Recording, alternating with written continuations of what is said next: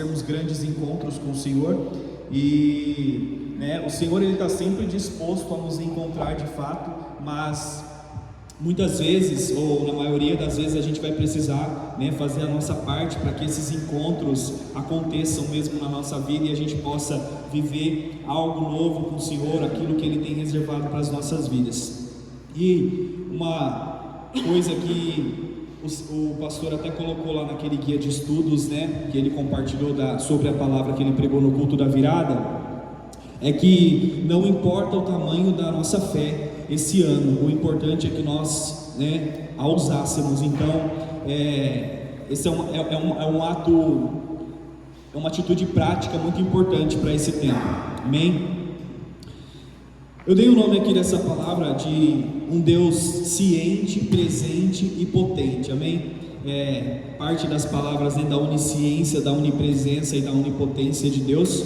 E para a gente começar, eu queria ler aqui 2 Coríntios do 1 ao 20, até uma passagem que o pastor citou no culto de domingo, e a gente falou sobre ela ontem na célula. 2 Coríntios 1 e 20 fala assim: pois todas as promessas de Deus se cumpriram em Cristo com um alto e claro sim, e por meio de Cristo confirmamos isso, de modo que nosso amém se eleva a Deus para a sua glória. Então, uma coisa que foi falada aqui no domingo a respeito disso foi que a bondade de Deus, ela significa que Ele é um Deus cumpridor de promessas, aquele que promete, mas que cumpre aquilo que Ele promete nas nossas vidas. E uma outra coisa que foi citada é que Deus, nesse tempo, Ele está buscando pessoas das quais as suas promessas possam se cumprir e se manifestar nesse tempo, amém?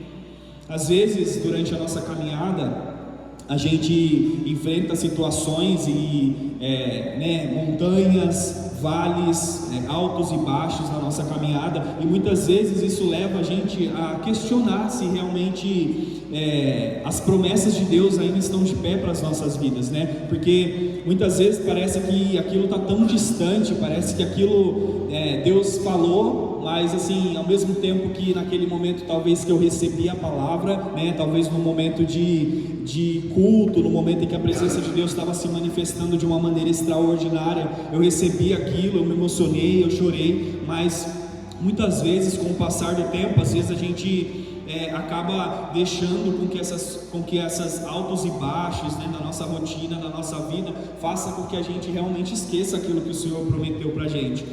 E muitas vezes, leve a gente até a duvidar mesmo da palavra que Deus liberou sobre as nossas vidas. Então, como eu falei lá no começo, não importa o tamanho da sua fé nessa noite ou nesse ano, da minha e da sua fé, o que importa é que a gente comece a dar passos práticos em direção às promessas que o Senhor fez para as nossas vidas.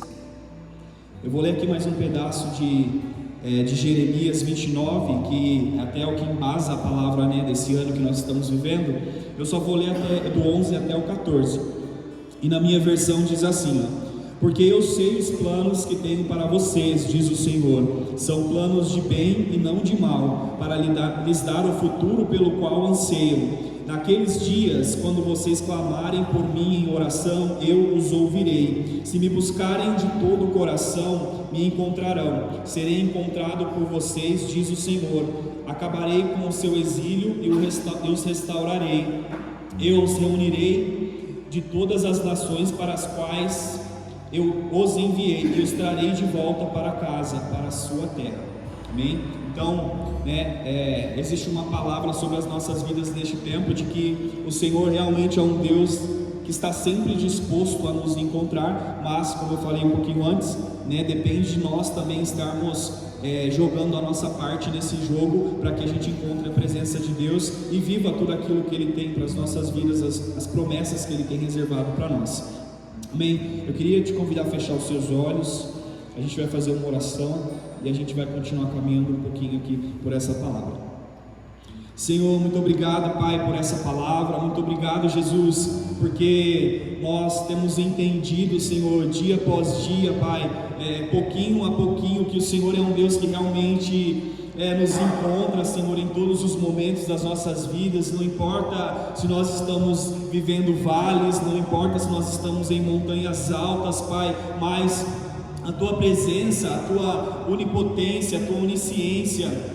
É aquela que não nos abandona em momento algum, Pai. Então que nessa noite o Senhor possa, Pai, continuar reafirmando essa palavra nos nossos corações, Pai. Eu peço nessa noite para que o Teu Espírito Santo venha trazendo à nossa memória aquilo que um dia foi dito, Pai, as palavras que talvez um dia o Senhor tenha liberado na vida de cada um dos teus filhos, Pai, mas que talvez por causa da rotina, talvez por causa da vida, Senhor, que nós levamos, Deus, talvez por causa dos altos e baixos, das situações dessa jornada, nós tenhamos feito com que nós esquecemos dessas palavras. Então eu peço para que o Senhor nessa noite, através do seu Espírito Santo, venha resgatando dentro de nós aquilo que o Senhor liberou sobre as nossas vidas, Pai. Eu peço para que o Senhor nessa noite volte, Pai, a ressuscitar sonhos e planos na vida dos teus filhos,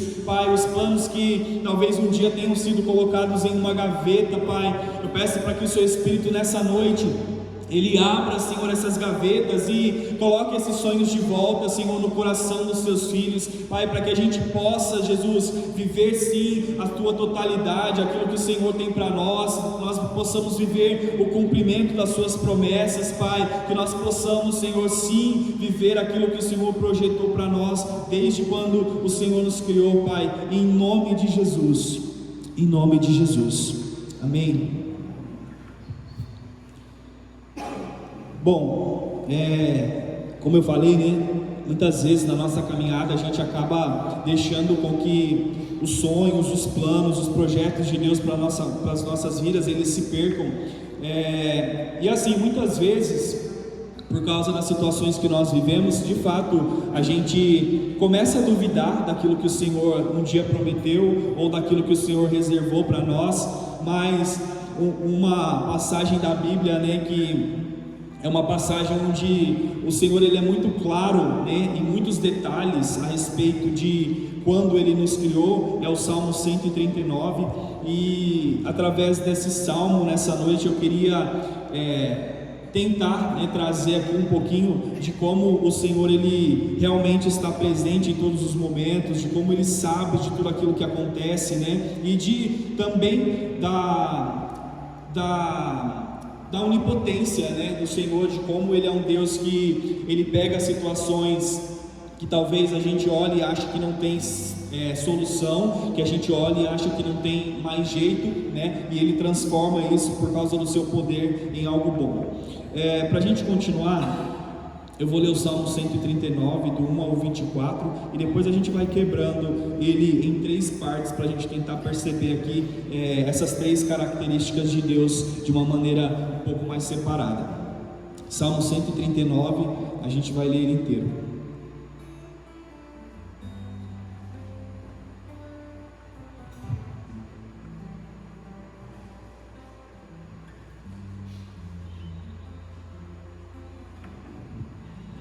Vou ler na NVT aqui, e ela fala assim: ó Senhor, Tu examinas meu coração e conheces tudo a meu respeito. Sabes quando me sento e quando me levanto, mesmo de longe conheces meus pensamentos. Tu me vês quando viajo e quando descanso, sabes tudo o que faço. Antes mesmo de eu falar, Senhor, sabes o que eu vou dizer. Vais adiante de mim e me segues, põe sobre mim a Tua mão. Esse conhecimento é maravilhoso demais para mim, é grande demais para eu compreender. É impossível escapar do Seu Espírito, não há como fugir da Tua presença. Se subo aos céus, lá estás. Se desço ao mundo dos mortos, lá estás também. Se eu tomar as asas do amanhecer e se habitar do outro lado do oceano, mesmo ali a Tua mão me guiará, a Tua força me sustentará. Eu poderia pedir a escuridão que me escondesse, e a luz ao meu redor que se tornasse noite, mas nem mesmo na escuridão posso me esconder de Ti. Para Ti a noite é tão clara como o dia, escuridão e luz são a mesma coisa. Tu formaste o meu interior e me teceste no ventre da minha mãe. Eu Te agradeço por me teres feito de modo tão extraordinário. Tuas obras são maravilhosas e disso eu sei muito bem. Tu me observavas quando eu estava sendo formado em segredo, enquanto eu era tecido na escuridão. Tu me viste quando eu ainda estava no ventre. Cada dia da minha vida estava registrado em teu livro. Cada momento foi estabelecido quando ainda nenhum deles existia. Como são preciosos os teus pensamentos a meu respeito, ó Deus! É impossível enumerá-los, não sou capaz de contá-los. São mais numerosos que os grãos de areia. E quando acordo, tu ainda estás comigo. Ó Deus, quem dera destruísse os perversos. Afastem-se de mim os assassinos. Eles blasfemam contra ti. Teus inimigos usam teu nome em vão. Acaso, Senhor, não devo odiar os que te odeiam? Não devo desprezar os que te opõem a ti?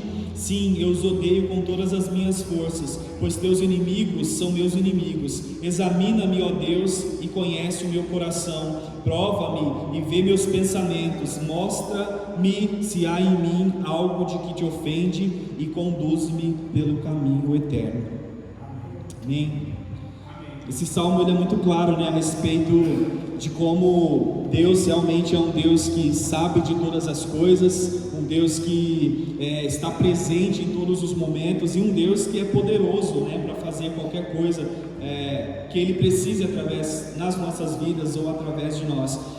Então, para a gente falar um pouquinho da onisciência de Deus, eu queria só voltar aqui para o Salmo 139, do 1 ao 6, e a gente vai quebrando isso até o final, esses versículos, para a gente perceber um pouquinho melhor.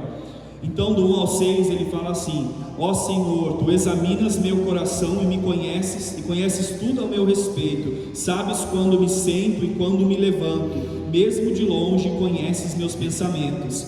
Tu me vês quando eu viajo, quando descanso, sabes tudo o que eu faço. Antes mesmo de eu falar, o Senhor sabe o que vou dizer. Vais adiante de mim e me segues. Põe sobre mim a tua mão. Esse conhecimento é maravilhoso demais para mim, é grande demais para eu compreender. Então a gente percebe que Deus, Ele é um Deus interessado, em sondar os nossos corações. Ele é um Deus interessado em saber aquilo que acontece nas nossas vidas, e conhecer também mais de nós. Como essa palavra aí do ano tem falado a respeito de grandes encontros, o Senhor, Ele é aquele que tem vasculhado a nossa vida, aquele que tem olhado para nós desde o início, desde lá do momento em que Ele nos criou, porque realmente Ele é um Deus que um Deus que busca relacionamento com seus filhos, amém? Ele é um Deus que busca essa proximidade conosco. E o que me maravilha de olhar essa palavra é que, mesmo Ele sendo um Deus que sabe de todas as coisas ao nosso respeito, mesmo Ele sendo um Deus que conhece aquilo que habita dentro de nós, Ele é um Deus que sabe dos nossos pensamentos, é um Deus que sabe das trevas talvez que habitavam em mim no momento antes de eu me entregar para Jesus, ou enfim, Ele conhecia todas as coisas ao meu respeito, mas mesmo assim Ele foi um Deus que decidiu se entregar por mim e por você. Ele foi um Deus que decidiu entregar Jesus para que a gente pudesse viver esse relacionamento com Ele restaurado. E o mais incrível de tudo é que Deus não fez nada por engano. Ele não fez assim, vou fazer, talvez eles mereçam ou não mereçam. Não, Ele fez tudo isso conhecendo quem nós somos, conhecendo aquilo que habita dentro de nós, a maldade que nós carregamos como seres humanos, aquela essência do mal ou do pecado que nós carregamos. E Deus, Ele fez todas essas coisas mesmo conhecendo, Ele é um Deus que continua nos amando, Ele é um Deus que continua desejando esse relacionamento conosco, mesmo conhecendo aquilo que nós somos de fato. E isso, isso mesmo porque esse atributo dele, da onisciência, de saber quem nós somos, era algo que poderia fazer com que ele nos expulsasse da sua presença, nos mandasse para longe, mas mesmo assim, por causa da sua bondade, por causa do seu amor infinito, Ele é um Deus que nos dá uma chance, é um Deus que nos deu uma chance e nos traz para perto, é um Deus que realmente nos sonda, nos conhece, é um Deus que nos enxerga em todos os momentos. E para a gente pensar em alguns exemplos da Bíblia, né, onde essa onisciência de Deus ela foi mostrada e manifesta, a gente pode pensar, na verdade, a primeira pessoa que me veio à mente quando eu estava escrevendo esse esboço foi Natanael, né? Quantos lembram da história de Natanael embaixo da figueira? Jesus viu ele lá naquele momento de frustração. E depois Jesus se revela a ele falando o que tinha visto. Então eu queria ler com vocês João 1, do 45 ao 51, para a gente ler um pedaço dessa passagem bíblica aqui a respeito de Natanael.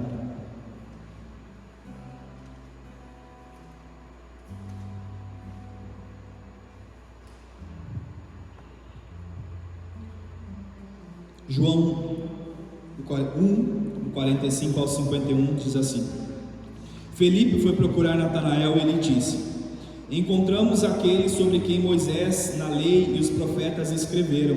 Seu nome é Jesus de Nazaré, filho de José. Nazaré, exclamou Natanael.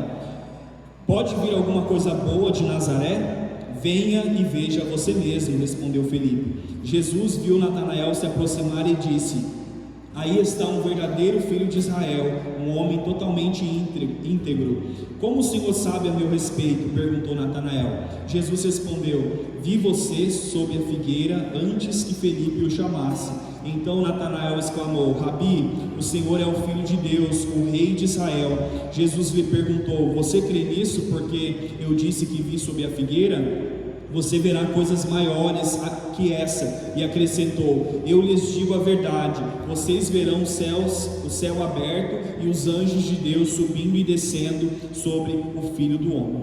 Então, aqui é um exemplo, muito grande de como realmente a onisciência de Deus ela alcança as pessoas, né? E naquele momento Jesus ele sabia o que estava acontecendo ali com Natanael, né? E ele, depois de tudo isso, ele se revelou a ele dizendo essas coisas, e ele ficou espantado, né?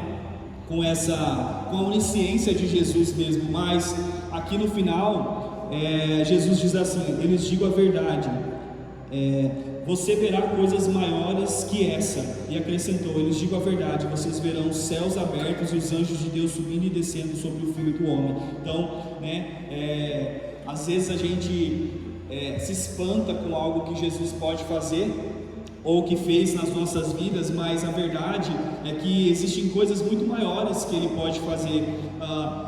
E a gente pode voltar lá para o começo, desde que a gente comece a caminhar de fé, com uma pequena fé, desde que a gente comece a se movimentar em direção àquilo que o Senhor tem prometido para nós, a gente pode experimentar de algo muito maior do que Ele já tem feito nas nossas vidas para esse tempo. Eu queria também que nós pensássemos a respeito da vida de Lázaro, né? É uma outra pessoa que as pessoas estavam meio desesperadas pela situação que ele estava vivendo, né? A questão da doença, a morte, mas Jesus era alguém que sabia de todas as coisas. Jesus ele nunca perdeu a mão daquilo que estava acontecendo, né? Ele sempre lidou com aquela situação com calma, com tranquilidade, né? Muitas vezes ele falava para as pessoas, e as pessoas, por serem humanas, né, terem ali os seus sentimentos e as suas emoções, obviamente, assim como nós somos também, muitas vezes não sabemos nos portar, né, ou lidar com aquelas situações com a fé que a gente precisa. Mas Jesus ele tinha o controle de todas as coisas ali naquele momento. Eu queria ler com vocês João 11, do 1 ao 4, e depois do 6 ao 7, só um pedaço dessa parte que fala a respeito de Lázaro. E fala assim, um homem chamado Lázaro estava doente. Ele morava em Betânia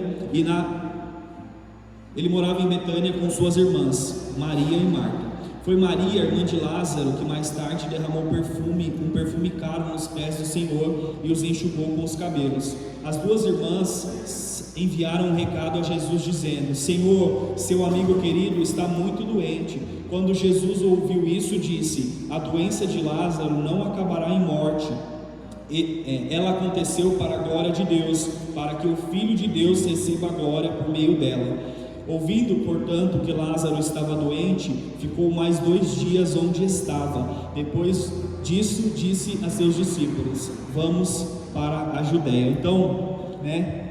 Aqui a palavra diz assim: ouvindo, portanto, que Lázaro estava doente, ficou mais 2 dias onde estava, né? Talvez, se fosse um de nós, a gente ia ouvir que alguém estava doente e pudesse fazer alguma coisa por aquela pessoa, né? Talvez a gente já ia sair desesperado, correndo atrás, tentando saber o que estava acontecendo, mas Jesus, ele agiu da forma que, né? Com a calmaria que ele tinha dentro dele para lidar com aquela situação, porque realmente ele já tinha falado que aquela doença não era para a morte, né? Mas que era para que a glória de Deus se manifestasse. Então, aqui, Jesus, ele sabia exatamente como aquela história ia terminar, né? Por causa da sua onisciência, ele sabia exatamente como a trajetória de Lázaro ia se finalizar ali.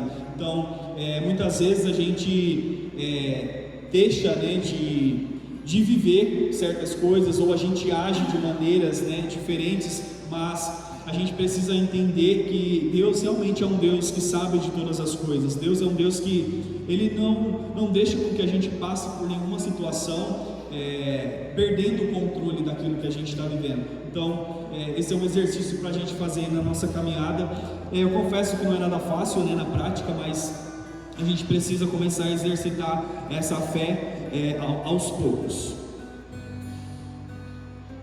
E aqui um pouquinho mais para baixo, né, dessa passagem, tem duas partes, em 2 momentos, fala que Jesus sentiu profunda indignação, e tem uma outra parte que fala Jesus sentindo-se indignado novamente. Então, assim, eu entendo que Jesus realmente se indignou com o comportamento das pessoas, né, porque Jesus, ele sabia, né, de como aquilo ia se findar, mas talvez a reação das pessoas, talvez a falta de fé, o desespero, né, naquela situação fez com que ele se indignasse mesmo, talvez até pensasse, né, cadê a sua fé? Ou você me conhece, né, por que você não está confiando em mim? Muitas vezes esses somos nós. Um pouquinho mais para frente aqui,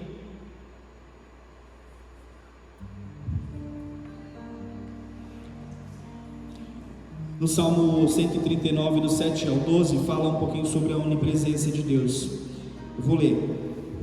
É impossível escapar do teu espírito, não há como fugir da tua presença. Se subo aos céus, lá estás também. Se eu tomar as asas do amanhecer, se habitar do outro lado do oceano, mesmo ali a tua mão me guiará, a tua força me sustentará. Eu poderia pedir à escuridão que me escondesse, e a luz ao meu redor que se tornasse noite, mas nem mesmo na escuridão posso me esconder de ti. Para ti a noite é tão clara como o dia, escuridão e luz são a mesma coisa. Deus, ele é um Deus que está presente apesar de, né? Apesar da situação em que a gente está vivendo, apesar de nós sermos merecedores ou não, Deus, ele é um Deus que está presente, e a gente precisa entender que isso é parte de quem Ele é, isso é parte da natureza, isso é parte do caráter de Deus, né? Durante muitos momentos da Bíblia, a gente percebe que Ele estava presente nas situações onde as pessoas talvez estavam passando ali pelo seu momento de maior desafio, né? Quando a gente começa a pensar, por exemplo, quando o profeta Elias, ele foi comissionado ali para profetizar mesmo contra os profetas de Baal, né? Ele estava presente com o profeta Elias ali naquela missão, mas também a gente olha para a vida do profeta Elias e a gente pode pensar que, né, o mesmo que profetizou contra os profetas de Baal e venceu aquele momento, né, foi o mesmo que fugiu de Jezabel, foi o mesmo que se escondeu numa caverna em Jesus, né, e Deus também estava presente com ele ali. Então a gente realmente pode perceber que Deus, ele é um Deus que está presente em diversos momentos da nossa vida. Não importa a situação que nós estamos vivendo, se é uma situação de vitória, se é uma situação de dificuldade, né? O Senhor, ele realmente não nos abandona em momento nenhum. Ele é um Deus que ele busca estar conectados com nós a todo tempo.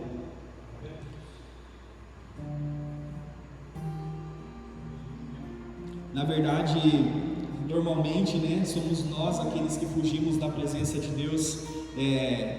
quando a gente talvez passe por um momento de dificuldade, ou quando a gente talvez erre de alguma forma, né, diante de Deus ou diante das pessoas, a gente tem essa tendência de fugir ou de se esconder, né, de nos sentirmos envergonhados, mas Deus, Ele é aquele que está todo o tempo tentando restaurar os relacionamentos. E, né, Gênesis, lá quando Adão e Eva, né, fazem aquilo que o Senhor direcionou eles a não fazerem, a gente percebe que a primeira coisa que eles fizeram por causa daquela atitude foi realmente tentar se esconder da presença de Deus, né? É o que a palavra nos fala, que né, no cair da tarde Deus foi procurá-los, e eles falaram que ficaram com vergonha, né, porque eles estavam nus, ou porque eles tinham feito aquilo que o Senhor o direcionou a não fazer. E depois, no decorrer de todas essas coisas, a gente vê que, né, Deus foi lá, fez roupas para eles, né, trouxe eles de volta. Então Deus realmente é um Deus que Ele está todo o tempo tentando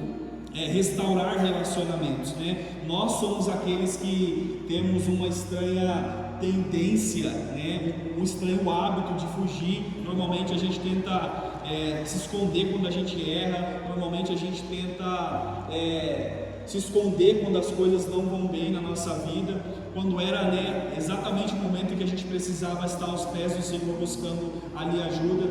E nós fugimos de Deus, nós fugimos das pessoas muitas vezes, né? Quem aqui talvez não tenha passado por um momento de dificuldade e tenha assim talvez evitado, né, até mesmo os irmãos, porque talvez não queria conversar, talvez estava se sentindo desanimado, ou, né, estava se sentindo frágil, ou talvez vulnerável naquele momento, e acabou mesmo fugindo, né, da presença. Então muitas vezes nós somos aqueles que fugimos da presença de Deus, não só da presença de Deus, mas daquilo que Deus quer fazer nas nossas vidas, através também das pessoas que Ele tem colocado para caminhar do nosso lado. Nós somos, como seres humanos, né, nós somos inclinados a essa separação, nós somos muitas vezes inclinados a esse isolamento, né, por causa talvez de julgamentos, né, ou muitas vezes nós somos aqueles que exercem julgamento também sobre a vida das outras pessoas, mas a gente precisa entender que a essência de Jesus é a reconexão, né? Jesus, ele veio para restaurar aquilo que está quebrado. A essência de Jesus em si, né, a natureza de Jesus é a redenção. Tanto é que, né, Jesus, ele é conhecido, acho que na sua maioria, obviamente, por aquilo que ele fez naquela cruz, que foi um plano de redenção para as nossas vidas. Então nós precisamos realmente parar de nos escondermos da presença do Senhor nesses momentos.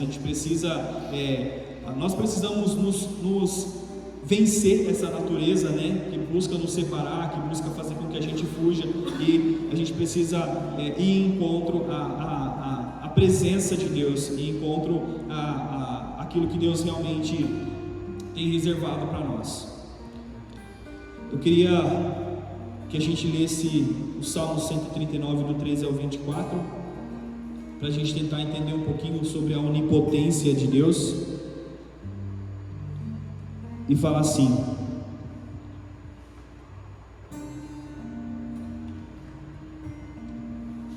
Tu formaste o meu interior e me teceste no ventre da minha mãe.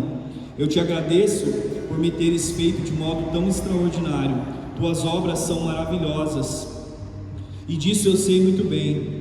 Tu me observavas quando estava sendo formado em segredo, enquanto eu era tecido da escuridão. Tu me viste quando eu ainda estava no ventre. Cada dia da minha vida estava registrado no teu livro. Cada momento foi estabelecido quando ainda nenhum deles existia. Como são preciosos os teus pensamentos a meu respeito, ó Deus!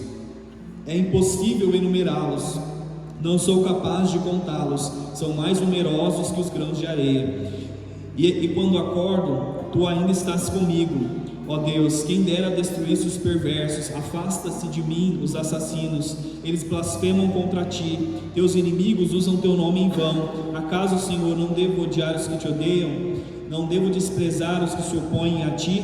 Sim, eu os odeio com todas as minhas forças, pois os teus inimigos são meus inimigos. Examina-me, ó Deus, e conhece o meu coração. Prova-me e vê meus pensamentos, mostra-me se há em mim algo que te ofende e conduze-me pelo caminho eterno. Quando a gente pensa na onipotência de Deus mesmo, né, naquilo, no poder, naquilo que Ele pode fazer, além daquilo que Ele já fez nas nossas vidas, né, que foi algo extraordinário, né, talvez aos olhos de muitos uma situação que não tinha mais solução, né, cada um sabe aqui o seu testemunho e de onde saiu, mas talvez aos olhos de muitos, somente mesmo o poder de Deus para fazer aquilo que Ele já fez nas nossas vidas. E assim como nós, né, temos os nossos testemunhos, as nossas histórias, também existem na Bíblia muitos exemplos de pessoas que, onde o poder de Deus foi manifesto, né, através de um encontro. Deus, Ele fez algo ali naquele momento e Ele, né, através do seu poder, Ele transformou totalmente aquilo, a trajetória da vida daquelas pessoas. E acho que a gente não pode talvez falar disso sem pensar no exemplo do apóstolo Paulo, né, que era um perseguidor, mas a partir desse momento de encontro com Jesus, por causa do poder dele, ele passou a ser uma pessoa, né, totalmente o contrário daquilo que ele fazia antes e ser um propagador da palavra de Deus. Já para a gente ir seguindo aqui, eu queria só ler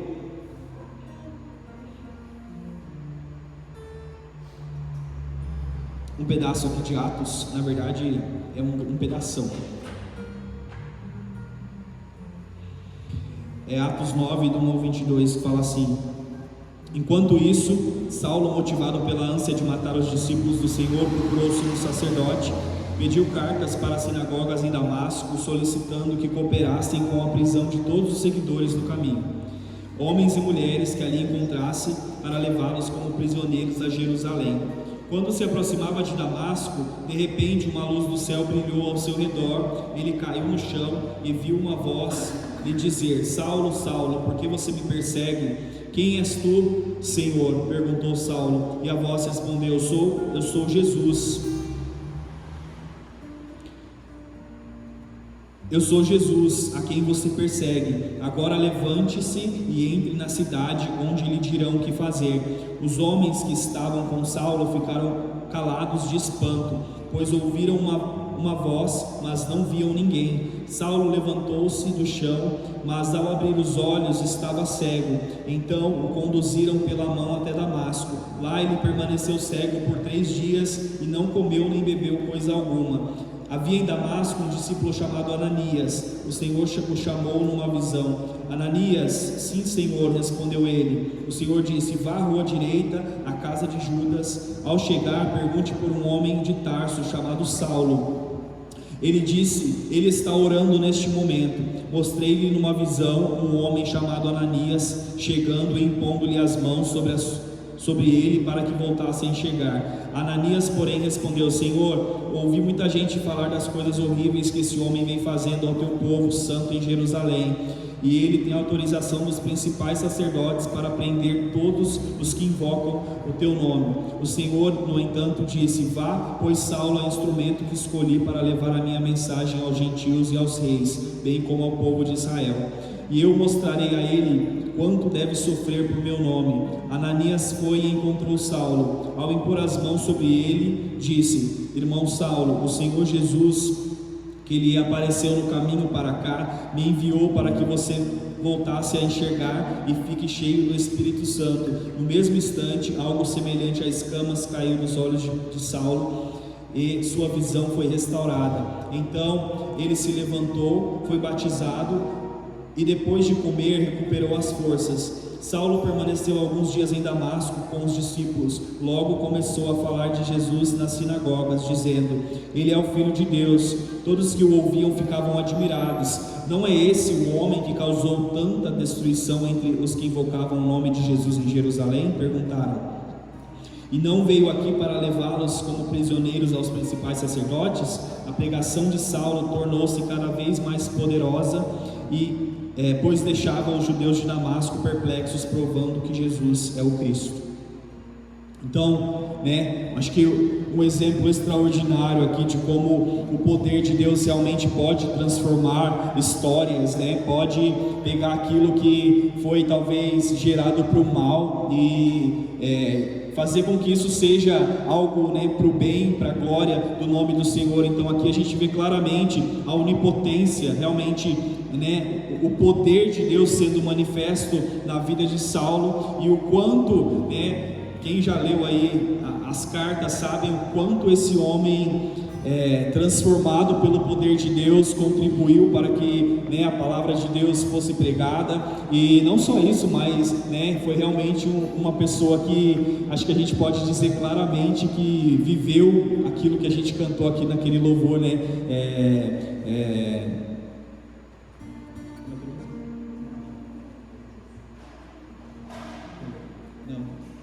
o outro.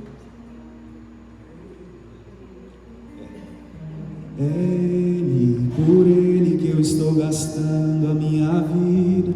E eu acho que, com toda certeza, Paulo foi uma pessoa que poderia ter cantado esse louvor assim, com a certeza, de que ele viveu a sua vida, ou gastou a sua vida em favor, de Jesus, em favor do plano, do propósito que ele tinha. Eu confesso que muitas vezes eu fico pensando quando eu canto essa canção, porque ela é uma letra muito mesmo forte, é Ele, por Ele que eu estou gastando a minha vida. E às vezes eu fico me perguntando, será que eu estou gastando a minha vida mesmo, por Jesus, por Cristo, pelos propósitos que Ele tem para a minha vida?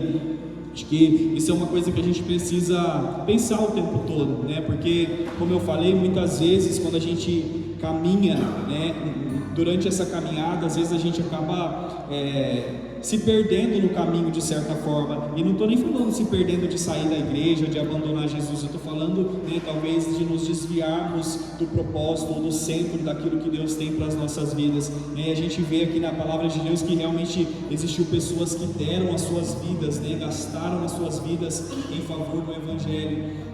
Então, isso é uma coisa que me faz pensar muito na forma com que eu tenho vivido a minha jornada com Cristo, como que eu tenho vivido a minha caminhada com Cristo, como eu tenho servido a Cristo, como eu tenho servido a igreja, a noiva de Cristo, com os meus dons, com os meus talentos, aquilo que Ele colocou sobre a minha vida. E como a palavra diz, realmente é como um corpo, e cada um de nós somos como membros desse corpo, nós temos funções específicas, nesse reino, na casa de Deus. Então, que isso seja realmente algo para a gente sair pensando daqui, o quanto eu tenho realmente gastado a minha vida em favor do Evangelho, o quanto eu tenho feito com que a mão que eu estou nesse corpo exerça a função que ela tem que exercer para que esse corpo funcione da maneira correta. Existe muito mais, como foi lido lá no começo, do que aquilo que nós temos experimentado com o Senhor até esse momento. Existe muito mais. Alguns outros exemplos aqui de pessoas, que tiveram até inclusive seus nomes mudados. Foi Abraão, foi quem mais? Nós temos Sarai. Então, o Senhor, Ele realmente ele tem o poder para transformar todas as coisas, para fazer com que histórias sejam mudadas, E talvez você esteja aqui nessa noite, assim como eu também, olhando para a sua vida, E eu olhando para a minha vida e pensando, talvez na sua trajetória, em como você viveu lá no passado, nas coisas que você fez, ou talvez nos erros que você cometeu, ou talvez de ter saído do propósito, ou de ter saído do centro da vontade de Deus. E muitas vezes a gente passa por essas situações porque realmente a gente esquece que Deus é um Deus que vê todas as coisas. Eu até anotei umas coisas aqui. E eu anotei assim, as pessoas, elas conhecem Abraão, pai de multidões, que era aquilo que já tinha acontecido depois que a promessa aconteceu. Mas Deus, Ele é um Deus que conhece o velho, Abrão, lá atrás, antes da mudança, quando a promessa ainda não tinha se realizado, se cumprido. As pessoas conhecem o rei Davi, mas Deus é aquele que conhece o Davi, pastor de ovelhas, né? É o Deus que investiu na vida daquele pastor de ovelhas para que um dia ele pudesse ser um rei. As pessoas conhecem o apóstolo Paulo, né? Mas Deus é aquele que conhecia Saulo, mesmo, né, sendo um perseguidor, e viu nele graça, e viu nele um potencial, né, para ser alguém que fez a diferença, uma diferença tão grande na pregação da sua palavra, né? Talvez hoje a gente esteja aqui, talvez as pessoas elas conheçam, o Vinícius, mas Deus, ele conheceu o Mussum, né? Aquele cara lá atrás que talvez, né, nunca tinha imaginado viver uma história com Cristo, entregar a sua vida para Cristo, desfrutar das promessas que o Senhor tem para ele, né? Deus, as pessoas talvez elas olhem e só conheçam a Beatriz de hoje, né? Mas existiu uma Beatriz lá atrás, em que Deus, ele viu graça, ele depositou aquilo que, né, o favor dele sobre a vida da Beatriz, para que ela pudesse estar aqui hoje. Talvez as pessoas conheçam, olhem para o Jair de hoje, vejam aquilo que ele está vivendo, né, aqui na igreja, aqui nessa casa, mas existe um Jair lá atrás, né, com uma história, com um passado, com erros que ele cometeu, escolhas. Mas Deus, ele olhou com um olhar de graça, ele viu um potencial de transformação, né, por causa realmente do poder que existe em Cristo. Talvez as pessoas vejam o Leandro, né? Eu sempre compartilho um pouco da minha história quando eu tenho nas rodas que a gente senta para conversar da minha história, mas né, as pessoas talvez olhem para mim aqui nessa noite e não existe vanglória nenhuma, não existe, sabe, querer né, engrandecer de nenhuma forma, porque estar aqui nesse lugar, na verdade, não é nada além do favor e da graça de Deus mesmo sobre a minha vida. Mas Deus, ele olhou para um menino lá atrás, 10 anos atrás, um menino que né, não abria sua boca para conversar com pessoas, porque era uma pessoa tímida demais, né? Um menino que tinha vivido muitas coisas na sua vida, que tem a sua história, mas Deus um dia, ele olhou para mim com graça, e ele trabalhou naquilo que ele precisava trabalhar para que eu chegasse, né, nesse lugar, nesse momento. Então, o que eu queria que você entendesse aqui nessa noite, e saísse daqui com isso muito claro no seu coração, é que talvez as pessoas conheçam você hoje, conheçam aquilo que você está vivendo, talvez uma história de sucesso, ou talvez um momento difícil da sua jornada, né? Mas eu queria te dizer que você tem um Deus que ele olhou para você lá atrás, ele olhou para você no momento da sua vida, e ele viu graça em você para te conduzir até aqui nessa noite, amém?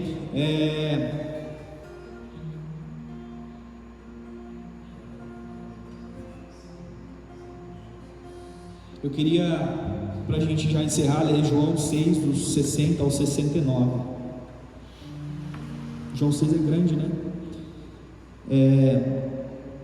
Diz assim: muitos discípulos disseram, sua mensagem é dura, quem é capaz de aceitá-la? Jesus, sabendo que seus discípulos reclamavam, disse, isso os ofende? Então o que pensarão se virem o Filho do Homem subir ao céu onde estava antes? Somente o Espírito da vida, a natureza humana não realiza coisa alguma, e as palavras que eu lhes disse são Espírito e vida, mas alguns de vocês não creem em mim. Pois Jesus sabia desde o princípio quem não acreditava nele e quem iria traí-lo, e acrescentou, por isso eu disse que ninguém pode vir a mim a menos que o Pai dê a mim. Nesse momento, muitos de seus discípulos se afastaram dele e o abandonaram. Então Jesus se voltou para os 12 e perguntou, vocês também vão embora? Simão Pedro respondeu, Senhor, para quem iremos? O Senhor tem as palavras de vida eterna. Nós cremos e sabemos que o Senhor é o Santo de Deus.